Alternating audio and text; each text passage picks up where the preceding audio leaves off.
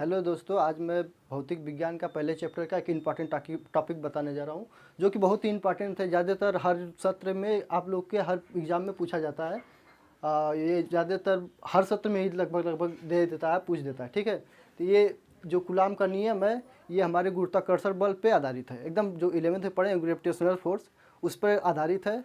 ठीक, इसमें क्या होता है कि दो बिंदु आवेश होते हैं। मान लीजिए एक आवेश ये हो गया, दूसरा ये हो गया, तो ये दोनों एक दूसरे को आकर्षित करते हैं, या एक दूसरे पर जो बल लगता है उसे कूलाम का बल कहते हैं, जिसे एफ से डिनोट करते हैं।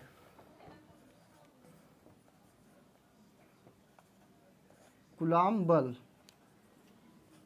जिसे एफ से डिनोट करते हैं। मान लीजिए बिंदु आवेश एक Q1 हो गया, एक यहाँ पे मान लीजिए बिंदु आवेश Q2 हो गया। ठीक, इन दोनों के बीच की दूरी जो है हम मान लेते हैं कि r है। ठीक, स्मॉल r है। स्मॉल r दूरी पे दो बिंदु आवेश रखे हुए हैं, तो इन दोनों के बीच बल लगेगा। जो बल लगेगा F, ठीक, इन आवेशों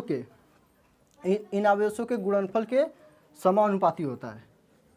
Q1 इंटू Q2 जो बल है, दोनों आवेशों के गुणनफल के समानुपाती होता है, तथा इनके बीच की जो दूरी होती है उसके वर्ग के व्युत्क्रमानुपाती होता है। जैसे F inversely proportional to 1/r²। जो इनके दो आवेश है, ठीक, आवेशों के बीच की जो दूरी है, ठीक, उसके वर्ग के व्युत्क्रमानुपाती होता है। ठीक, अब जब मान लीजिए रिलेशन 1 हो गया, ये रिलेशन 2 हो गया, जब दोनों संबंधों के एक साथ जब रखेंगे तो F proportional to Q1 into Q2/r²। जब प्रोपोर्शनलिटी हटाएंगे तो कोई कांस्टेंट लाएंगे, तो प्रोपोर्शनलिटी जब हटाएंगे तो F इक्वल टू के Q1 इंटू Q2/r², जहाँ के इक्वल टू होता है 1/4πε0। ठीक, इसकी टोटल वैल्यू होता है 9 × 10⁻⁹ न्यूटन। देखिए कूलाम का सदिश रूप। ठीक, कूलाम का सदिश रूप क्या था, दो मान लीजिए हम बिंदु आवेश लेते हैं। मान लीजिए एक बिंदु आवेश Q1 यहाँ पे, Q2 यहाँ पे। ठीक, तो Q1 की स्थिति सदिश वेक्टर R1 ले लिए, Q2 की स्थिति सदिश वेक्टर R2 ले लिए। ठीक, तो जो वेक्टर R होगा, Q1 Q2 के बीच का जो वेक्टर R होगा, इसका स्थिति सदिश vector R2 minus vector R1 हो जाएगा। ठीक, तो हम लोग को इतना पता है, कक्षा 11 में हमने पढ़ा है कि वेक्टर R कैप को लिख सकते हैं वेक्टर R/मॉडुलस वेक्टर R।